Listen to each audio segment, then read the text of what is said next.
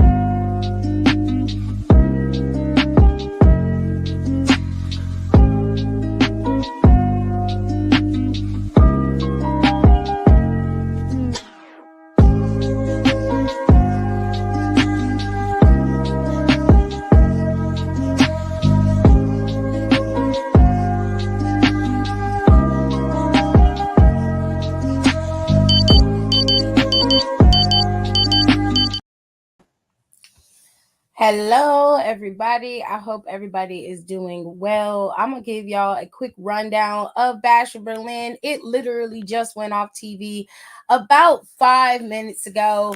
Well, about 3 minutes ago, the show went off. And I have to say, it was a decent pay-per-view, even though the card to us and to a lot of people wasn't really something that we all would have ran and wanted to watch, but they made it work and they put on really good matches. Despite some of the matches not having a true build, but it was a really good show. So let's get into the first match on the show, on the card. They did exactly what Nicole suggested, so shout out to her. This was the least built match, or the least feud in the matchup of all the matches. This match had the least feud. So they decided to go with this match first. But even though it didn't have much of a feud, they did an exceptional job of telling the story in the ring as opposed to telling the story outside of the ring.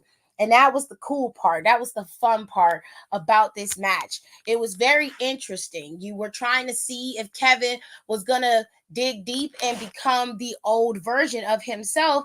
And there were a few times during this match where it looked like he was going to. But ultimately, Kevin chose not to go there and keep the match straightforward. And even though he did, this is how he suffered that loss. There were a few moments where he could have went after Cody with a vengeance and would have won that belt. But I guess Kevin decided that that's not the way he wanted to win that championship. And therefore, Cody Rhodes was able to retain his title and maintain himself as champion. And the two men hugged it out in the end after the match was over. I'm satisfied with the ending of this match. I know a lot of people probably aren't as satisfied, and I'm going to get into that in a minute as to why. But let's get to the rest of these matchups, okay? Layla, hi, hello. It was a good way to kick off the show. It really did give you a nice precursor to what we were about to see. Now there were a few swerves in this show. Triple H did do a little bit because everybody had certain people pegged to win in this particular show. Now Cody was one of them, and now we're going into the women's tag team title match, in which I thought that Alba and Isla were going to keep these champions, but it seems that they have fallen to the Mighty Jade and Bianca Belair. Despite their loss at Clash Castle some months back, they were able to bounce back, come back, and win on a massive scale. They beat Isla and Alba, and I know it's no shade to Isla and Alba. They put on a very good match against Jade and Bianca. This was not an easy feat for them. They had an uphill battle and they were fighting for their lives against these two. So while they were formidable champions, they just were not champions that were going to be able to keep those titles. And Jade and Bianca's will and desire to be champions again outweighed the current champions championship reign. Unfortunately, Alba and Isla's championship reign has come to an end. Although they could run it back at Bad Blood, which I wouldn't mind because this match was really, really good. I would let them run it back at Bad Blood, and they can add a stipulation to it, and then move forward and have Jade and Bianca going up against PFC, which I think that's going to happen in the near future. With all that being said, let's get to the next matchup. I believe it was the strap match. I want to say the strap match was next. I could be wrong, but either way, I'm trying to go in order. This match was interesting. I actually really liked this match, and CM Punk was undefeated in his strap matches prior to this, and he's still undefeated. He did end up beating Drew McIntyre in this matchup. CM Punk was getting his ass handed to him in the beginning. Drew McIntyre was taking him to the goddamn night water all night. He didn't even let the motherfucker finish his entrance and get in the ring before he was taking him down. Okay. He beat the brakes off of CM Punk, was beating him with that strap, whooping his ass. Okay. And then as the tide began to change, CM Punk began to gain momentum. He gained some more control in this match, and he was able to best Drew McIntyre. And this was a back and forth between both men as the match continued on. But ultimately, CM Punk was able to pick up the win and beat Drew McIntyre. It was brutal. That strap match was brutal, but I love white on white crime. So I ain't had no problem with it. I mean, I would say something, but it's a little disingenuous. So I'm gonna keep my mouth shut, and I'm just gonna say I love white on white crime. And they had a good match between the two of them. So shout out to them for putting on a good match. And CM Punk finally got that fucking bracelet from Drew McIntyre. Thank God, because child, at this point, I was just tired. Okay, we was just tired red. All right. Now, the funnest match on this card was the Terror Twins versus Liv and Dom. This was the funnest match on the card. I have to say it was. These two came out there like the world's greatest couple, looking like they had just hit that they had just took that bump before they came out there.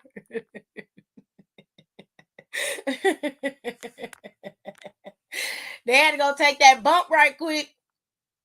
Came out there ready. They weren't jittery. They was just prepared. You know what I'm saying? Liv and Damien came out to their own interests, but it was a combination of theirs, and they got in the ring. Now, Liv and Dom had sort of matching gear. It was reminiscent of each other, and Damien and Rhea had gear that was reminiscent of each other, at least colorway wise and how it was set up. They all did their due diligence to make sure you knew who was with who. You know what I'm saying? The squads against the squads.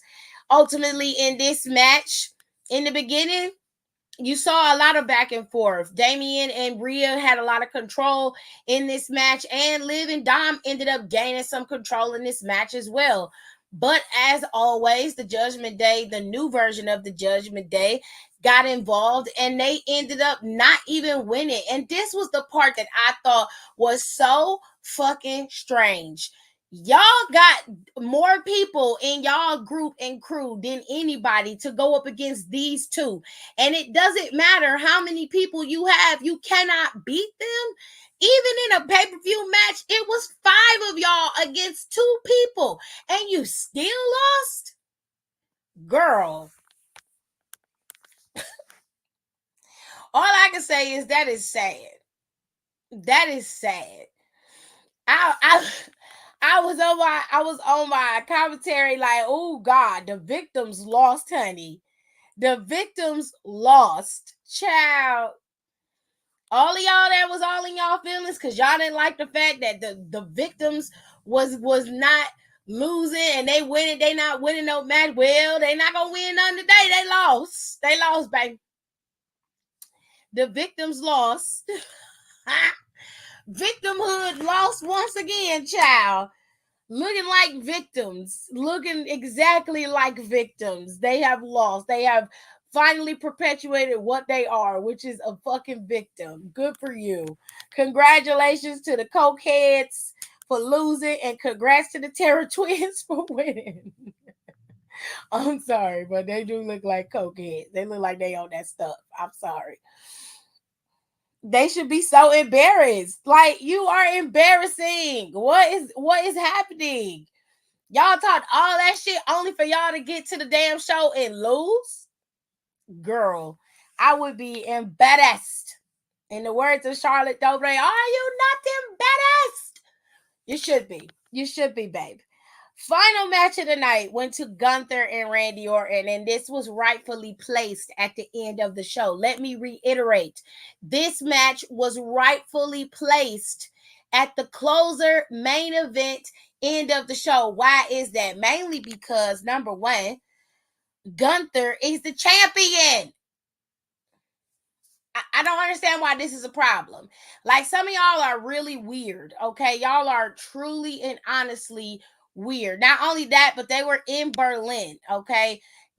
This don't make no sense for you to fucking wait until they get, you want to put Cody and them at the end of the show. Why would you do that? Cody and them's feud wasn't even truly a real feud. There was a real feud between Gunther and Randy, and this spot was worthy of being at the end of the show. This was the show closer, and it should have been. Randy and Gunther were fighting. This was a hard hitting match between these two men. They were battling it out. Okay. Now let me tell y'all something. Gunther got his ass whooped. As much as Gunther be putting people through the ringer and beating people down, Gunther was getting his ass handed to him by Randy for the better part of this match. But Gunther also has this innate ability to be able to get enough of that wind and recover so fast that it's hard for his opponents to have a reaction to what he's doing. And that's one of his greatest assets, is his ability to bounce back so quickly. Despite Randy taking out his arm the way that he did, Gunther used a traditional tactic to take Randy down, which was just a choke. Put him in that chokehold, had him in that chokehold, was using his arm that was good to beat Randy down, and had him in that chokehold, and that's what ended up ultimately giving Gunther the win. The two men ended up shaking hands at the end of the match, which was a sign of respect, and Randy gave him his just due, which is a very good sign for a veteran to do that in the ring, especially on camera at a PLE. It was a really good match, and if you haven't seen it, you definitely need to go watch it, because it was absolutely epic. It was really, really good.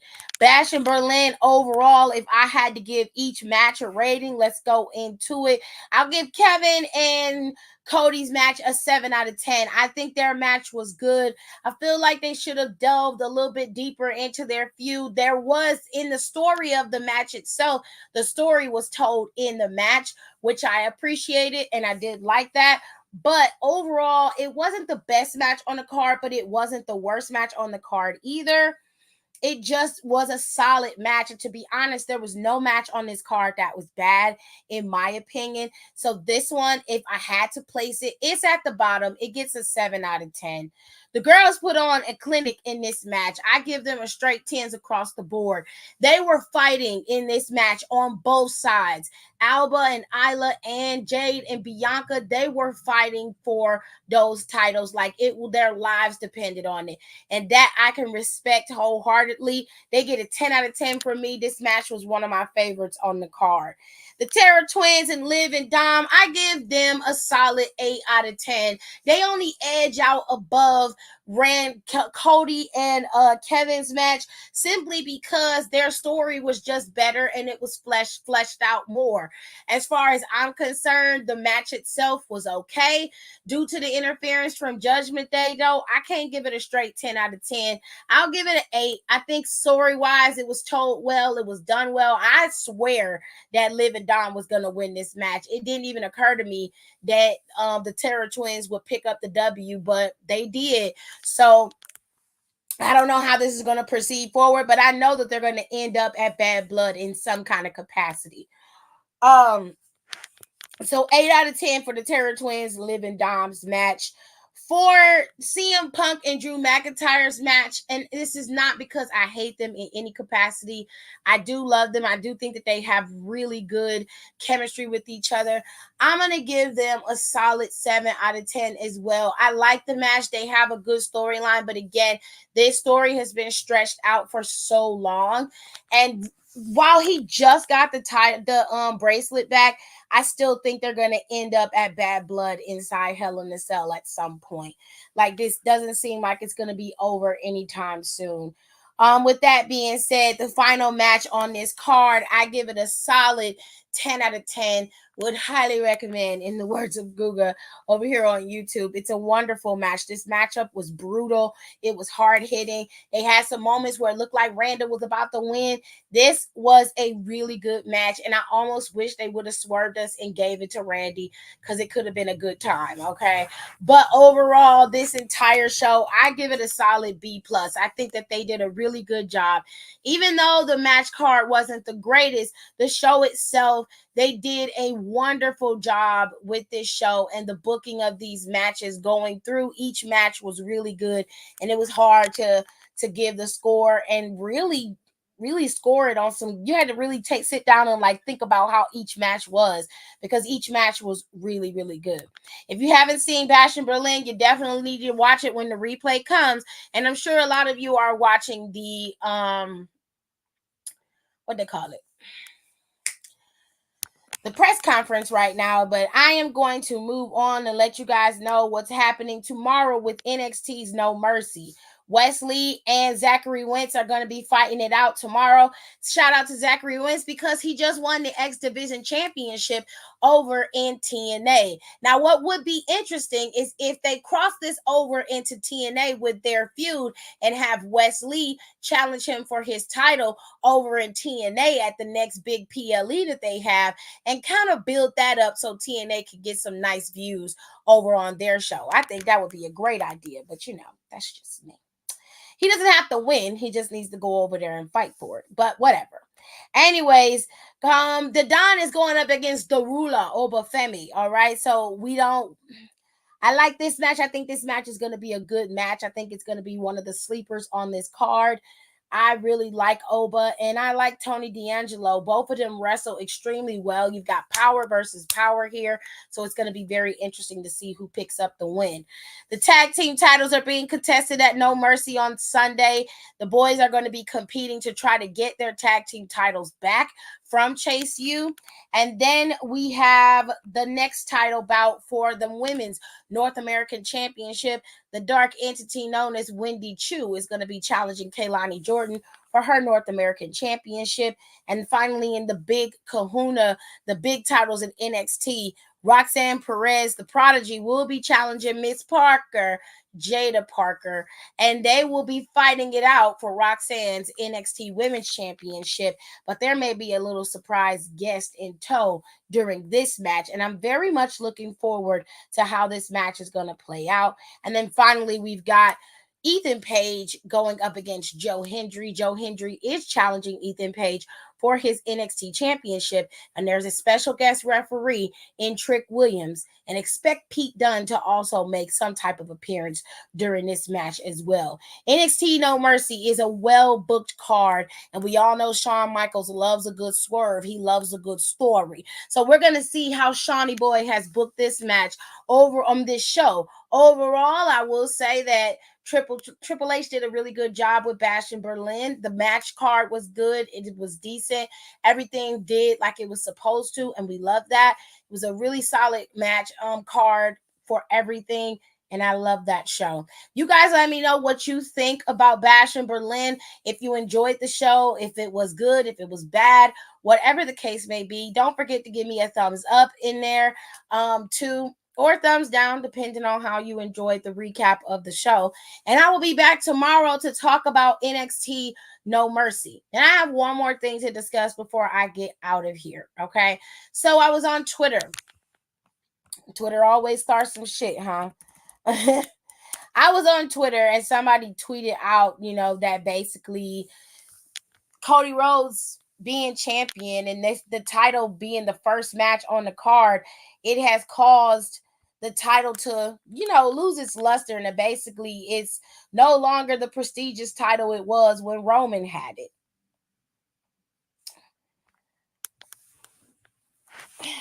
So we're going to talk about this, and I'm going to do it very, very quickly so that we don't have to sit and have this conversation over and over and over again. Okay. So essentially, this came from this account here, which I'm going to share the screen so you guys can see it for yourselves. So you don't have to be like, where'd you get this from? I'll show you where I got it from. So I got it from Wrestle Tracker, and basically they said when Roman Reigns was the undisputed WWE Universal Champion, his match would always be in the main event of the premium live events. Now Cody Rhodes has been the undisputed champion for 4 months, and the title is being defended in the first match of the PLE. What a downfall for the undisputed championship. And my response to that is simple. It's interesting that people have selective memory. Roman's matches weren't always that good or worth the main event, but go off, whatever makes you happy. Here's the deal, people. You have to do what's best for the card. And sometimes putting that match in the final blows of the card can drag it on. Putting Roman in the finals of the PLE wasn't always the best idea. It wasn't always the right idea either. They did that mainly because at that point, you have to remember who was in charge. And of course, an old school guy like Vince McMahon is not going to allow anybody else to predate the current WWE champion, the guy who's carrying the belt with the company's name on it. However, like I said, you have to book this card with what's best for the card, not what's best for the champion. And I respect and love Roman like any other person does, but the reality of the situation is y'all forget that there was a massive chunk of Roman's title reign that sucked. And y'all act as if he was a perfect champion throughout his entire championship reign. Like he didn't have shitty matches or shitty feuds, and like nobody was complaining that it was time for him to drop the title. Now, because the title got some realism to it and it's not this omnipotent belt that can't be touched, you act as if it no longer has the luster or the prestige that it once had. It is not changed. It hasn't gone anywhere. It's still one of the most coveted belts in the industry. Just because of the way that it's being booked doesn't change that. It doesn't kill the belt.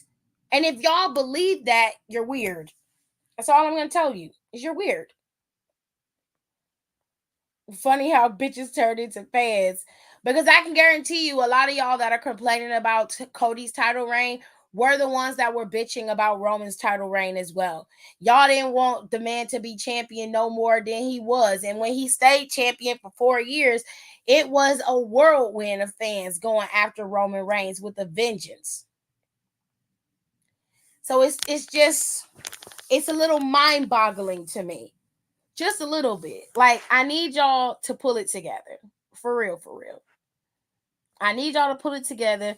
Stop acting like you don't understand how this works. And just be grateful, one, that we got decent champions on the card where we don't have to rely on one man to carry the entire company. Be grateful that there are feuds outside of the title that we could actually watch and enjoy and really dive into without having to always focus on the bloodline. I think y'all are truly forgetting that there was a time where there was nothing else going on but bloodline business on both shows. Y'all need to learn how to be a little bit more grateful. That's all. And stop acting as if Cody is somehow a shitty champion because he's not out here busting heads every 2 seconds. Number one, he's a face champion. He's not a heel, so he's not going to be going after people and doing weirdo shit. Now, he's only going to go after those who come after him. He has no business going after anybody. He's a champion. They're going to come to him. Okay? Like, I really need y'all to pull it together.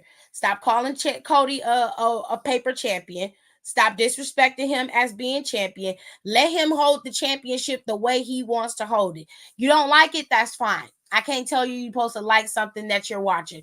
That's fair. I don't have no issues with that. But you keep disrespecting the title and acting as if that championship no longer holds any weight because he's holding it. Your tune is going to change when somebody else gets it. Then it's going to be, oh, well, he a heel, so now he's the champ. Now the championship got some weight to it. I want to see that same smoke with the AEW champion, Daniel Bryan, or Bryan Danielson. But that's a whole nother conversation for another day. So I'm going to get my ass up out of here. I'm going to go ahead and get me some soup and drink me some more water and try to recover from this stomach flu. Okay? Y'all, do what y'all have to do. In the comment section, y'all can argue with me, tell me I'm wrong, call me all types of names, but watch your mouth, keep your teeth, because if you call me something I don't like, that's going to be your mama too. Okay? With all that being said, I will see you guys next time, which will probably be tomorrow after NXT's No Mercy. Bye.